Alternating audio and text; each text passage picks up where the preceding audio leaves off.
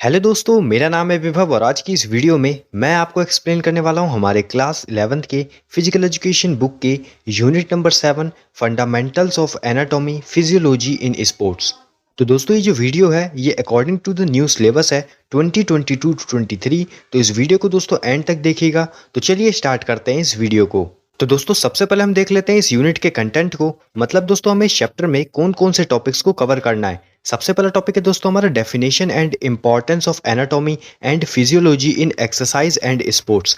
Second topic है दोस्तों हमारा functions of skeletal system, classification of bone and types of joints. और third topic है दोस्तों हमारा function and structure of circulatory system and heart. और लास्ट टॉपिक है दोस्तों हमारा function and structure of respiratory system. तो चलिए दोस्तों स्टार्ट करते हैं सबसे पहले टॉपिक से, जो कि है दोस्तों हमारा definition and importance of anatomy and physiology in exercise and sports. तो सबसे पहले दोस्तों हम देख लेते हैं एनाटॉमी का मीनिंग और उसका डेफिनेशन। तो दोस्तों एनाटॉमी स्टडी होती है ह्यूमन बॉडी के ऑर्गन्स के स्ट्रक्चर के बारे में, शेप के बारे में, साइज के बारे में, वेट के बारे में और लोकेशन के बारे में।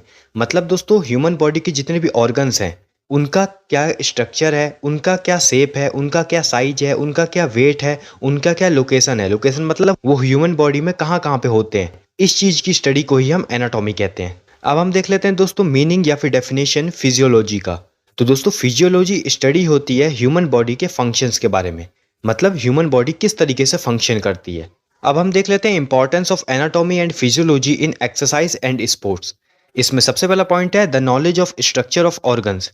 तो दोस्तों फिजियोलॉजी की स्टडी से और एनाटॉमी की स्टडी से हमें नॉलेज मिल जाती है जितने भी हमारे वेरियस ऑर्गन्स हैं हमारे ह्यूमन बॉडी में, उनके स्ट्रक्चर के बारे में, शेप के बारे में, साइज के बारे में, लोकेशन के बारे में, वेट के बारे में। सेकंड पॉइंट है दोस्तों हमारा the knowledge of functions of organs. Physiology की स्टडी से दोस्तों हमारे बॉडी में जितनी भी अलग अलग सिस्टम्स है, जैसे कि नर्वस सिस्टम हो गया, एक्सक्रेटरी सिस्टम हो गया, सर्कुलेटरी सिस्टम हो गया, इनके क्या क्या फंक्शंस है इसके बारे में नॉलेज मिलती है। थर्ड पॉइंट है दोस्तों हमारा प्रिवेंशन ऑफ इंजरीज। तो दोस्तों अगर हमारे पास नॉलेज होगा एनाटॉमी का, फिजियोलॉजी का, तो दोस्तों इनकी हेल्प से कोई भी स्पोर्ट्स पर्सन स्पोर्ट्स ट्रेनिंग के दौरान, किसी भी कंपटीशन में compete करने के दौरान इंजरीज से बच सकता है।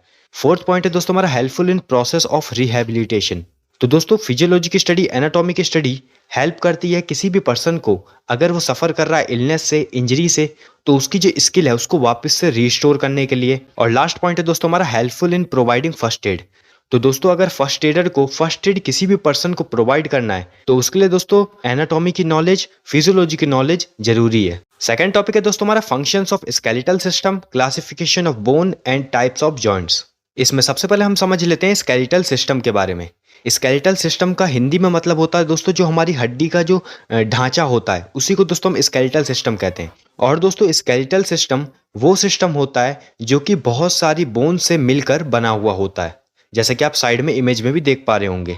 चिल्ड्रन में 213 बोन्स पाई जाती है और एडल्ट में 206 बोन्स पाई जाती है। ये सभी बोन्स अलग अलग शेप और साइज की होती है और ये सभी बोन्स एक दूसरे से चिपकी होती है लिगामेंट्स की हेल्प से। स्केलेटल सिस्टम को हम फर्दर डिवाइड कर सकते हैं टू पार्ट्स में। सबसे पहला एक्साइल स्केलेटन और सेकंड है एपेंडिकुलर स्केलेटन।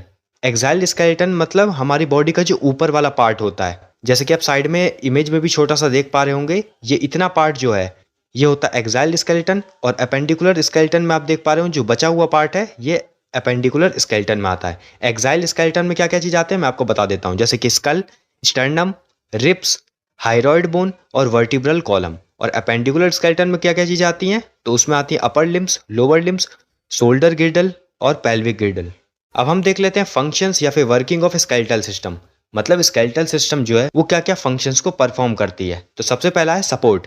तो दोस्तों स्केलेटल सिस्टम में जितने भी बोन्स होती है वो हमारी पूरी बॉडी को सपोर्ट और स्टेबिलिटी प्रोवाइड करती है। सेकंड है प्रोटेक्शन।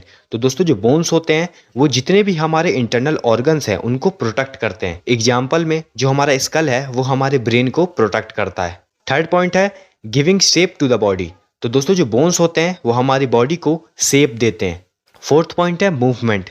तो दोस्तों स्केलेटल सिस्टम की हेल्प से ही हम अलग अलग जगह पर मूव कर पाते हैं। फिफ्थ पॉइंट है मैन्युफैक्चर।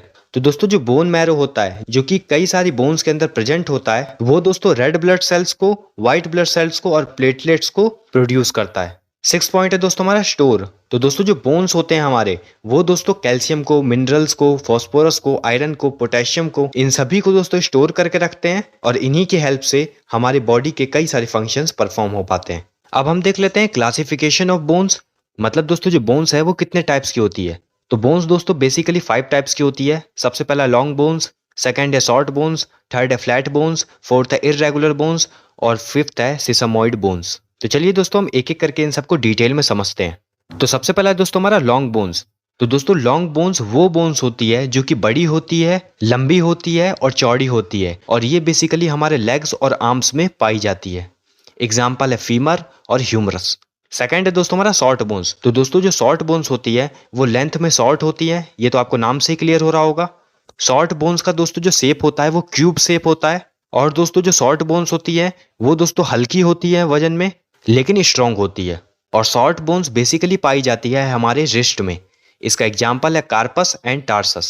थर्ड है दोस्तों हमारा फ्लैट बोन्स। तो दोस्तों फ्लैट बोन्स वो बोन्स होती है जिनका ब्रॉड सरफेस होता है और फ्लैट बोन्स ज़्यादातर यूज होती है हमारी इंटरनल ऑर्गन्स को प्रोटेक्ट करने में। Example bones of skull protect करता है हमारे ब्रेन को, रिब्स प्रोटेक्ट करता है हमारे हार्ट को। फोर्थ है दोस्तों हमारा इररेगुलर बोन्स। तो दोस्तों ये भी आपको नाम से ही क्लियर हो रहा होगा कि इररेगुलर बोन्स का मतलब वो बोन्स हो गई जिनकी कोई भी शेप नहीं होती है, मतलब वो इररेगुलर होते हैं शेप में। इसका एग्जाम्पल है जो हमारे वर्टिब्रा होते हैं, उनका भी अगर आप शेप देखेंगे तो उनकी कोई शेप नहीं होती है। और लास्ट है दोस्तों हमारा सिसामॉइड बोन्स। तो सिसामॉइड बोन्स वो बोन्स होती है जो कि हमारे टेंडन को फिक्स करती है। फॉर एग्जाम्पल जैसे जो हमारा नी होता है वहाँ पर हमारा नी कैप होता है और वो नी कैप ही सिसोमॉइड बोन होती है। अब आप सोच रहे होंगे ये नी कैप का क्या काम होता है। तो दोस्तों जो नी कैप होता है वो दोस्तों हमारा अपर थाई और हमारा जो नीचे के लेग्स हैं उनके बीच में एक लिगामेंट जा रही होती है। उस लिगामेंट को फिक्स करने का काम होता है नी कैप का, मतलब सिसमॉइड बोन का। अब हम देख लेते हैं meaning and definition of joints. तो दोस्तों स्केलेटन में दो या दो से ज्यादा बोन्स मिल जाते हैं और वो जॉइंट्स बनाते हैं। अब हम देख लेते हैं टाइप्स ऑफ जॉइंट्स। मतलब दोस्तों जो जॉइंट्स है वो कितने तरीके की होती है। तो जॉइंट्स होती है दोस्तों 3 तरीके की, immovable joints, slightly movable joints और लास्ट है फ्रीली मूवेबल जॉइंट्स। तो चलिए दोस्तों हम एक एक करके इनको डिटेल में समझते हैं। तो दोस्तों जो इमूवेबल जॉइंट्स है ये आपको दोस्तों नाम से क्लियर हो रहा होगा, ये वो जॉइंट्स होती है जो कि फिक्स होती है और ये मूव नहीं कर सकती। Example immovable joints of skull. मतलब दोस्तों जो हमारा स्कल है इसके जो जॉइंट्स है ये मूव नहीं कर सकते। सेकंड है दोस्तों हमारा स्लाइटली मूवेबल जॉइंट्स। ये भी दोस्तों आपको नाम से ही क्लियर हो रहा होगा। स्लाइटली मूवेबल जॉइंट्स का मतलब वो जॉइंट्स हो गया जो कि दोस्तों थोड़ा सा मूव कर सकते हैं। इसका एग्जांपल है इंटरवर्टिब्रल जॉइंट। और लास्ट है दोस्तों हमारा फ्रीली मूवेबल जॉइंट्स। ये भी दोस्तों आपको नाम से ही क्लियर हो रहा होगा, ये वो जॉइंट्स हैं जो कि एकदम फ्रीली मूव कर सकते हैं। एग्जाम्पल में जो हमारा नेक जॉइंट है, हमारा एल्बो जॉइंट है, हमारा रिस्ट जॉइंट है, इसको हम फ्रीली मूव कर सकते हैं। दोस्तों इमूवेबल जॉइंट्स का दूसरा नाम होता है फाइब्रस जॉइंट और इसको दोस्तों हम साइनार्थरोसिस जॉइंट भी कहते हैं। स्लाइटली मूवेबल जॉइंट्स का दूसरा नाम होता है एम्फार्थरोसिस जॉइंट्स और फ्रीली मूवेबल जॉइंट्स का दूसरा नाम होता है डायरार्थरोसिस जॉइंट और इसको हम साइनोवियल जॉइंट्स भी कहते हैं। थर्ड टॉपिक है दोस्तों हमारा function and structure of circulatory system and heart. तो दोस्तों सर्कुलेटरी सिस्टम वो सिस्टम होती है जो कि ट्रांसपोर्ट करती है ब्लड को और दूसरे सब्सटेंसेस को हमारी बॉडी में। सर्कुलेटरी सिस्टम जो होता है दोस्तों वो कई सारे ऑर्गन्स का ग्रुप होता है। वो ऑर्गन्स कौन कौन से हैं मैं आपको बता देता हूँ। सबसे पहला है हार्ट, सेकंड है आर्टरीज, थर्ड है वीन्स, फोर्थ है कैपिलरीज और फिफ्थ है ब्लड वेसल्स। ये सभी ऑर्गन्स दोस्तों साथ में एक सिस्टम में वर्क करते हैं। इसी सिस्टम को हम सर्कुलेटरी सिस्टम कहते हैं। और दोस्तों हार्ट जो है वो सबसे इंपॉर्टेंट पार्ट है सर्कुलेटरी सिस्टम का। तो चलिए अब हम हार्ट के बारे में डिटेल में समझते हैं। अब हम देख लेते हैं structure and function of heart. मतलब दोस्तों जो हार्ट है उसका क्या स्ट्रक्चर है, उसका क्या फंक्शन है। सबसे पहले दोस्तों हम फंक्शन के बारे में देख लेते हैं हार्ट के। तो हार्ट जो है दोस्तों उसका मेन फंक्शन होता है ब्लड को पंप करना। सेकंड है दोस्तों हमारा लोकेशन। इसका मतलब है दोस्तों कि जो हार्ट है वो हमारी बॉडी में कहाँ पर प्रेजेंट है। तो दोस्तों जो हार्ट है वो स्लाइटली लोकेटेड है लेफ्ट साइड की तरफ हमारे चेस्ट में। थर्ड पॉइंट है दोस्तों हमारा साइज। मतलब दोस्तों जो हार्ट है उसका क्या साइज होता है। तो दोस्तों कोई भी पर्सन अगर अपनी मुट्ठी बंद करता है तो ये जो साइज बनेगा इसी साइज का हमारा हार्ट होता है। फोर्थ है वेट। तो दोस्तों अप्रॉक्स हार्ट का जो वेट होता है वो होता है 300 ग्राम। अब हम देख लेते हैं बीट्स। तो दोस्तों किसी भी एडल्ट पर्सन में जो हमारा हार्ट होता है वो 1 मिनट में 72 बार बीट करता है। अब हम देख लेते हैं चेम्बर्स। तो दोस्तों हमारे हार्ट में 4 चेम्बर्स होते हैं। सबसे पहला है लेफ्ट ऑरिकल जिसको हम लेफ्ट एट्रियम भी कहते हैं। सेकंड है राइट ऑरिकल जिसको हम राइट एट्रियम भी कहते हैं। थर्ड है लेफ्ट वेंट्रिकल और फोर्थ है राइट वेंट्रिकल। तो दोस्तों लेफ्ट ऑरिकल और राइट ऑरिकल का काम होता है ब्लड का कलेक्शन करना और लेफ्ट वेंट्रिकल और राइट वेंट्रिकल का काम होता है ब्लड को पंप आउट करना। लास्ट टॉपिक है दोस्तों हमारा function and structure of respiratory system. तो दोस्तों रेस्पिरेटरी सिस्टम एक वो सिस्टम होता है जिसकी हेल्प से हम सांस लेते हैं या हम रेस्पिरेशन करते हैं।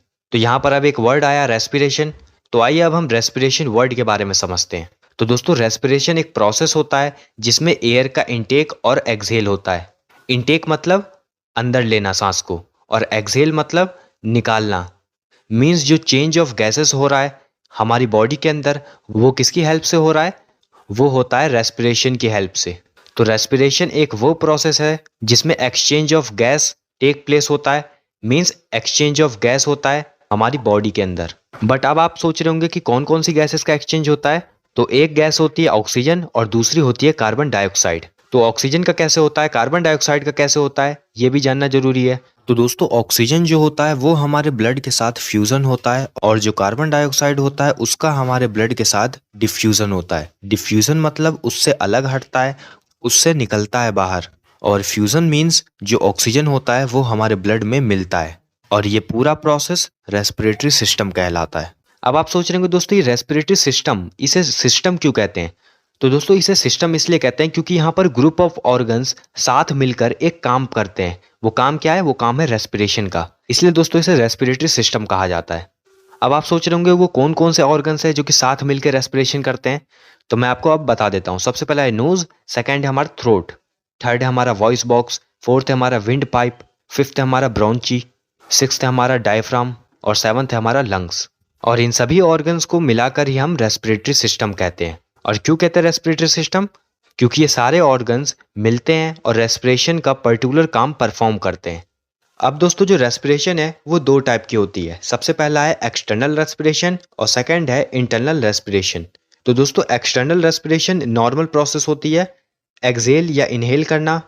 ऑक्सीजन का हम क्या करते हैं, इनहेल करते हैं और एक्सहेल करते हैं कार्बन डाइऑक्साइड का। ऑक्सीजन का हमारे ब्लड के साथ में फ्यूजन होता है और कार्बन डाइऑक्साइड का हमारे ब्लड के साथ में डिफ्यूजन होता है। यही नॉर्मल प्रोसेस एक्सटर्नल रेस्पिरेशन कहलाती है। एक्सटर्नल रेस्पिरेशन को हम ब्रीदिंग भी कहते हैं। सेकंड है दोस्तों हमारा इंटरनल रेस्पिरेशन। तो इंटरनल रेस्पिरेशन एक प्रोसेस है जिसमें रेस्पिरेशन सेल्स एंड टिश्यूज में होता है। बट अब आप सोच रहे होंगे कि कैसे होता है। तो दोस्तों ये चीज आप सबको पता होगी, जो हमारे ब्लड वेसल्स होते हैं वो हमारी पूरी बॉडी पार्ट में ब्लड को सर्कुलेट करते हैं। तो जो हमारे ब्लड वेसल्स है वो ऑक्सीजनेटेड ब्लड को, मतलब ऑक्सीजन वाले ब्लड को हर एक टिश्यूज और सेल्स तक पहुंचाती है। और जैसे ही टिश्यूज और सेल्स तक ऑक्सीजनेटेड ब्लड पहुंचता है तब जो टिश्यूज होते हैं और जो सेल्स होते हैं वो ऑक्सीजन को ले लेते हैं और उस ऑक्सीजन की हेल्प से हमारी बॉडी में एनर्जी प्रोड्यूस करते हैं। और यही पूरा प्रोसेस इंटरनल रेस्पिरेशन कहलाता है। इंटरनल रेस्पिरेशन को हम टिश्यू रेस्पिरेशन भी कहते हैं। अब हम देख लेते हैं मैकेनिज्म ऑफ रेस्पिरेशन। मैकेनिज्म मतलब होता है ब्रीदिंग का वो प्रोसेस कि हम सांस कैसे लेते हैं। तो दोस्तों सबसे पहले आपके राइट हैंड साइड में एक इमेज आपको दिख रही होगी, उसको आप देखते रहिए और जो मैं बोल रहा हूँ उसको ध्यान से सुनते रहिए। तो दोस्तों ये चीज आपको पता है कि हमारी ह्यूमन बॉडी में दो लंग्स होते हैं, एक होता है राइट लंग और दूसरा होता है लेफ्ट लंग, और उसके नीचे एक डायफ्राम होता है। और हमारे लंग्स को कौन प्रोटेक्ट करता है, हमारे लंग्स को प्रोटेक्ट करती है हमारी रिब केज। तो जब हमें सांस लेनी होती है, मतलब इनहेल करना होता है, तो हमारे रिब केज की जो मसल्स होती है वो कॉन्ट्रैक्ट करती है, जिसकी वजह से जो हमारा रिब केज है वो साइडवर्ड डायरेक्शन में और अपवर्ड डायरेक्शन में जाती है। एंड सेम टाइम पर हमारे जो डायफ्राम होते हैं उनकी मसल्स कॉन्ट्रैक्ट करती है, जिस वजह से जो हमारे लंग्स हैं उनका वॉल्यूम बढ़ जाता है। तो जब वॉल्यूम बढ़ जाता है तो इसके अंदर प्रेशर जो होता है वो कम हो जाता है और तब हमारे नोज से एयर इनहेल होती है। तो ये था इनहेल के समय पर। अब हम देख लेते हैं एक्सहेल के समय पर क्या होता है। तो एक्सहेल के समय पर मतलब सांस छोड़ते वक्त जो हमारे डायफ्राम होते हैं और रिब्स की मसल्स रिलैक्स कंडीशन में होती है, उस वजह से जो हमारे रिब्स हैं वो डाउनवर्ड डायरेक्शन में जाते हैं और साइडवर्ड से अंडर डायरेक्शन में आ जाते हैं, जिस वजह से हमारे लंग्स की कैपेसिटी कम हो जाती है और जो एयर होती है हमारी वो बाहर निकल जाती है। तो यही था पूरा मैकेनिज्म रेस्पिरेशन का। तो यहीं पर दोस्तों ये जो हमारा यूनिट है, unit number 7 fundamentals of anatomy physiology in sports, ये दोस्तों यहाँ पर खत्म होता है। अगर दोस्तों ये वीडियो आपको हेल्पफुल लगी है तो इस वीडियो को लाइक कीजिए, इस वीडियो को शेयर कीजिए अपने दोस्तों के साथ। और दोस्तों अगर आप ऐसी ही वीडियोस को देखते रहना चाहते हैं तो इस चैनल को सब्सक्राइब कीजिए। तब तक के लिए दोस्तों all the best, stay tuned with us.